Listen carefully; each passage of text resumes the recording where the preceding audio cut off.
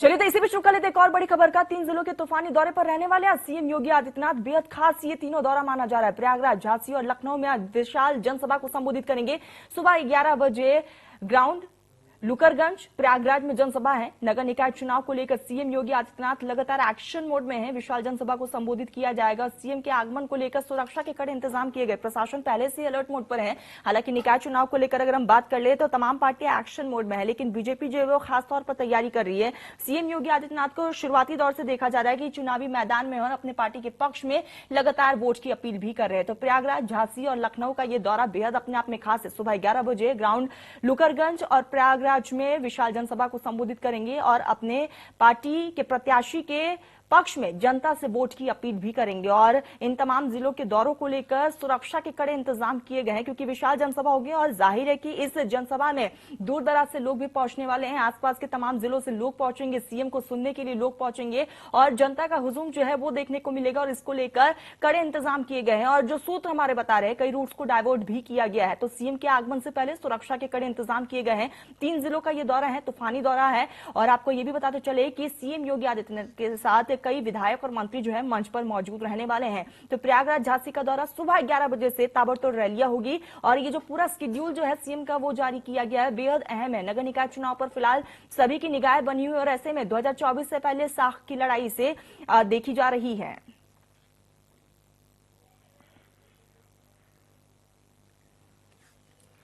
चलिए तो इसी भी शुरू कर लेते बड़ी खबर का। प्रयागराज से एक बड़ी खबर है। माफिया ब्रदर्स हत्याकांड के बाद सीएम का प्रयागराज का दौरा है और आज प्रयागराज दौरे पर रहेंगे सीएम योगी आदित्यनाथ। सीएम योगी आदित्यनाथ आज जनसभा को संबोधित करेंगे और ऐसे में सीएम के आगमन से पहले कड़े इंतजाम किए गए, सुरक्षा के पुख्ते इंतजाम है। तो प्रयागराज के दौरे पर आज सीएम रहने वाले हैं और उससे पहले तमाम इंतजाम किए गए हैं। किसी भी तरह की कोई कोताही ना बर्दाश्त हो, इसको लेकर पहले से ही प्रशासन अलर्ट मोड पर है। चप्पे चप्पे पर पुलिस बल की तैनाती की गई है। तो सीएम आज प्रयागराज के दौरे पर रहने वाले और आपको बताते चले कि चुनाव को लेकर पार्टियां एक्शन मोड में और इसी कड़ी में सीएम का यह दौरा अपने आप में बेहद खास हो जाता है। और आज खास बात यह भी रहने वाली है इस दौरे में कि विशाल जनसभा को संबोधित किया जाएगा। प्रयागराज में दूर दराज से लोग भी पहुंचने वाले हैं।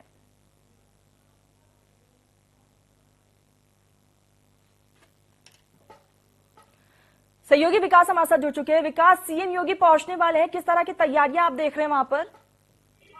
देखिए, साफ तौर पर मुख्यमंत्री योगी आदित्यनाथ का प्रयागराज दौरा है। साफ तौर पर नगर निकाय चुनाव को लेकर आज जहां पर वो विशाल जनसभा को संबोधित करेंगे। हम इस समय कार्यक्रम स्थल पर ही मौजूद हैं। साफ तौर पर तस्वीरों में देख सकते हैं सुरक्षा व्यवस्था के यहाँ पर कड़े इंतजाम कर दिए गए हैं।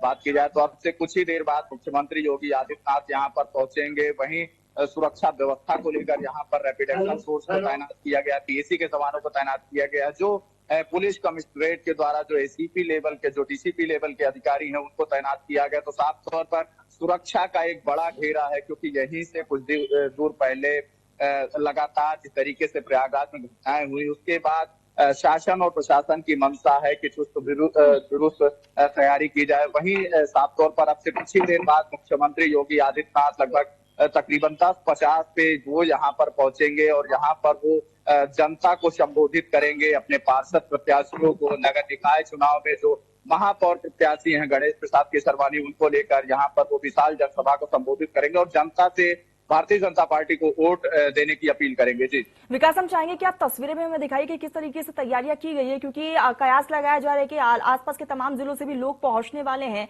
और इसको लेकर कई रूट्स को डाइवर्ट भी किया गया है। विकास, देखिए, साफ तौर पर ये हमारे ठीक सामने मंच कार्यक्रम स्थल है और आप तस्वीरों में देख सकते हैं कि सुरक्षा का एक बड़ा घेरा यहाँ पर तैनात किया गया है। पुलिसकर्मी यहाँ पर तैनात है और बात की जाए तो यहीं से कुछ दूर जहाँ पर घटना हुई थी, उसके बाद यहाँ पर काफी तैयारियां की गई हैं शासन प्रशासन की। अब से कुछ ही देर बाद भारतीय जनता पार्टी के जो कार्यकर्ता हैं, जो प्रयागराज की आम जनता है, वो यहाँ पर पहुंचेगी और योगी आदित्यनाथ को सुनेगी। उनके साथ ही कैबिनेट के कुछ मंत्री भी यहाँ पर पहुंच सकते हैं। जी विकास, बिल्कुल। और जो तस्वीरें आप दिखा रहे हैं, तैयारियां पूरी की गई है, लेकिन विकास, निकाय चुनाव को लेकर पार्टियां जिस तरीके से एक्शन मोड में, आप लगातार ग्राउंड जीरो पर है, लोगों के नफ्स को आप टटोल रहे हैं, किस तरह का रुझान जनता की तरफ से मिल रहा है? देखिए, साफ तौर पर भारतीय जनता पार्टी की ओर से जब आज मुख्यमंत्री योगी आदित्यनाथ यहाँ पर चुनावी जनसभा करेंगे, इसके पहले भी उप मुख्यमंत्री केशव प्रसाद मौर्य लगातार यहाँ पर चुनावी जनसभा कर रहे थे, वो कैंपेनिंग कर रहे थे। डोर टू डोर जो वोटर हैं उनसे मुलाकात कर रहे थे। ऐसे में तमाम जो सियासी पार्टियां हैं, चाहे वो बसपा हो, भाजपा हो या कांग्रेस हो, लगातार अपने अपने दावे कर रहे हैं। लेकिन अब देखने वाली बात होगी कि जब जनता इन मतदान करेगी और उसके बाद जब नतीजे आएंगे तब किसको प्रयागराज का महापौर और कौन कौन प्रत्याशी हैं जो जीत के निकलेंगे। जी विकास, 2024 से पहले इस निकाय चुनाव को साख की लड़ाई के तौर पर देखा जा रहा है और ऐसे में कौन से वो तमाम मुद्दे हैं इस निकाय चुनाव में जो हावी होते हुए नजर आ रहे हैं? देखिए, साफ तौर पर भारतीय जनता पार्टी की ओर से लगातार जो वादे किए जा रहे हैं कि अपराध मुक्त प्रदेश और अपराध मुक्त जनपद किया जाएगा, ऐसी जो तमाम बातें हैं जो महापौर प्रत्याशियों की मैनिफेस्टो हैं वो लगातार जारी हो रहे हैं। लेकिन समाजवादी पार्टी भी आज एक बाइक रैली करेगी, जिसमें पूर्व राज्यसभा सांसद रेवती रमन सिंह आज प्रयागराज में ही बाइक रैली करेंगे अपने सपा के प्रत्याशियों के समर्थन में। तो ऐसे में तमाम जो सियासी पार्टी, इसके पहले भी कांग्रेस पार्टी पहले भी यहाँ पर प्रमोद तिवारी जो राज्यसभा सांसद थे वो यहाँ पर पहुंचे थे, वो नुक्कड़ जनसभाएं किए थे। तो ऐसे में तमाम जो पार्टियां हैं वो लगातार अपनी अपनी कवायद कर रहे हैं। लेकिन अब देखने वाली बात होगी कि जनता का क्या मूड है, जो प्रयागराज की जनता है वो किसको अपना प्रत्याशी के तौर पे किसको जिताएगी और क्या मैनिफेस्टो रहेगा। जो समाजवादी पार्टी, भाजपा हो, बसपा हो, सभी पार्टियों के जो जानकारी दे रहे थे कि अपने अपने प्रत्याशी लगातार डोर टू डोर कैंपेनिंग कर रहे हैं। तो ऐसे में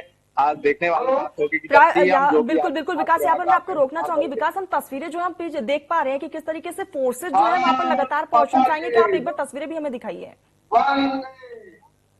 खासतौर पर यहाँ पर जिले के ज्वाला आप देख सकते हैं हम इसमें कार्यक्रम स्थल साफ तौर पर यहाँ पर सुरक्षा व्यवस्था किया गया, क्योंकि वहीं पर सुरक्षा व्यवस्था का एक बड़ा घेरा यहाँ पर तैनात किया गया है। जी बिल्कुल विकास, लगातार हम तस्वीरें देख रहे हो और बस सीएम योगी आदित्यनाथ अब से कुछ ही देर में पहुंचने वाले हैं, विशाल जनसभा को संबोधित भी करेंगे और तस्वीरें लगातार आप दिखा रहे हैं। लेकिन विकास, जानकारी ये भी दीजिएगा, जो सूत्र बता रहे कई रूट्स को डाइवर्ट किए गए हैं, जानकारी दीजिएगा हमारे दर्शकों की कि कहाँ किस तरीके से रूट्स को डाइवर्ट किया गया है। देखिए, साफ तौर पर सुरक्षा व्यवस्था को लेकर कई रूट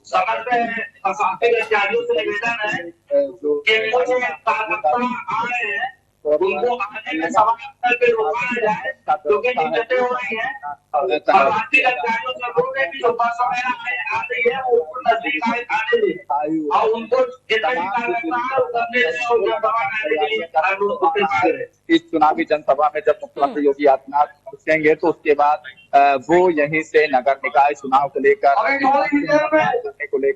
एक तैयारी को लेकर जनता को संदेश देंगे।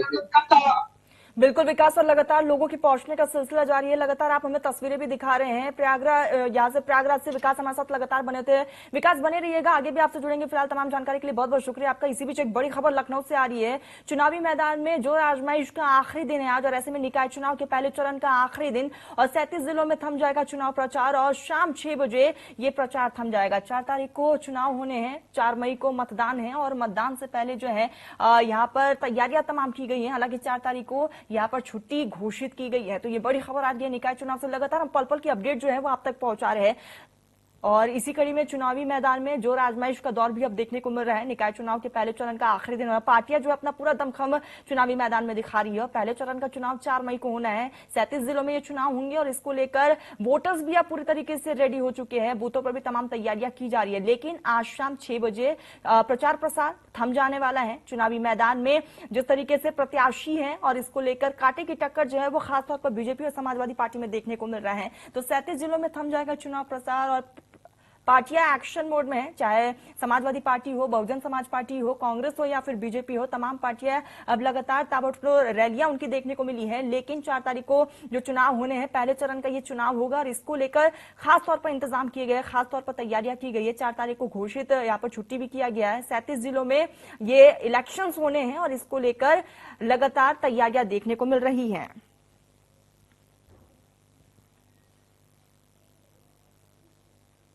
इसी बीच शुक्ल एक और बड़ी खबर का डिप्टी सीएम केशव प्रसाद मौर्य का श्रावस्ती का दौरा है। बीजेपी प्रत्याशी के समर्थन में डिप्टी सीएम जनसभा को संबोधित करेंगे। बीजेपी प्रत्याशी राकेश गुप्ता के समर्थन में यहां पर जनता से वोट की अपील करेंगे। मतदान की अपील करते हुए डिप्टी सीएम दिखाई देंगे। जनसभा को संबोधित किया जाएगा और आपको बताते चले कि जनसभा को लेकर तैयारियां तमाम कर ली गई हैं, आखिरी रूप दिया जा रहा है। तो डिप्टी सीएम का यह दौरा बेहद खास है। तो निकाय चुनाव में तमाम स्टार प्रचारक जो है इस वक्त मैदान में है और लगातार अपनी पार्टी के पक्ष में और अपने प्रत्याशी के पक्ष में जनता से वोट की अपील भी की जा रही है। और किस तरीके से यहाँ पर अब तक विकास हुए हैं वो तमाम खाका जो है जनता के बीच में रखा जा रहा है। तो बीजेपी प्रत्याशी के समर्थन में डिप्टी सीएम विशाल जनसभा करने वाले हैं और इसको लेकर प्रशासन भी अलर्ट मोड पर है। बीजेपी प्रत्याशी राकेश गुप्ता के समर्थन में मतदान की अपील करेंगे जनता से। तो डिप्टी सीएम की जनसभा को लेकर तैयारियां पूरी कर ली गई है, इंतजाम तमाम कर लिए गए। श्रावस्ती का ये दौरा अपने आप में बेहद खास हो जाता है। तो बीजेपी प्रत्याशी के समर्थन में आज वोट की अपील करेंगे, विशाल जनसभा को संबोधित किया जाएगा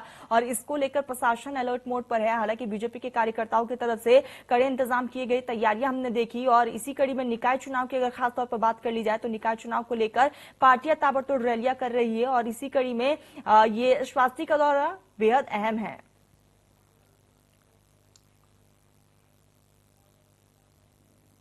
सहयोगी मिथिलेश हमारे साथ फोन लाइन पर जुड़ चुके हैं। मिथिलेश, डिप्टी सीएम पहुंचने वाले हैं, किस तरह के इंतजाम और तैयारियां?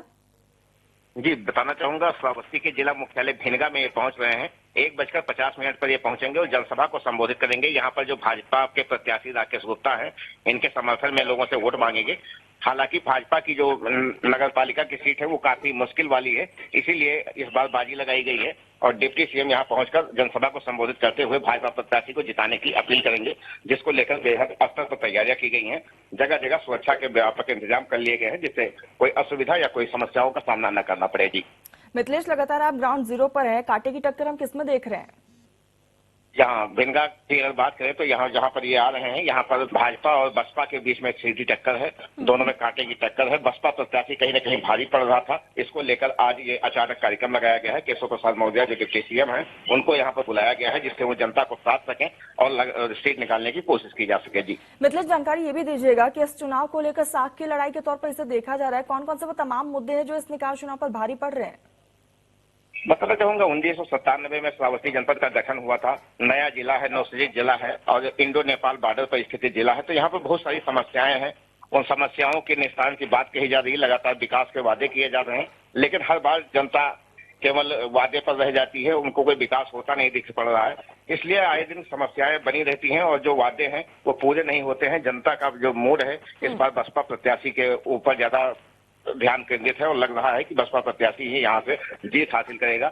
लेकिन अब भाजपा की जब बात करें, केंद्र सरकार में उसकी है, राज्य सरकार उसका है, तो लगातार वो भी कोशिश कर रही है कि कहीं न कहीं से नगर पंचायत या नगर पालिका की भी सीट निकाली जाए। जी मिथिलेश, ऐसे में लगातार आप ग्राउंड जीरो पर है, जातीय समीकरण की बात कर ली जाए तो किस तरीके से देखा जा रहा है? ये मुस्लिम बाहुल्य इलाका है, जिला मुख्यालय भिनगा मुस्लिम बाहुल्य इलाका है और मुस्लिम प्रत्याशी ही बसपा का है।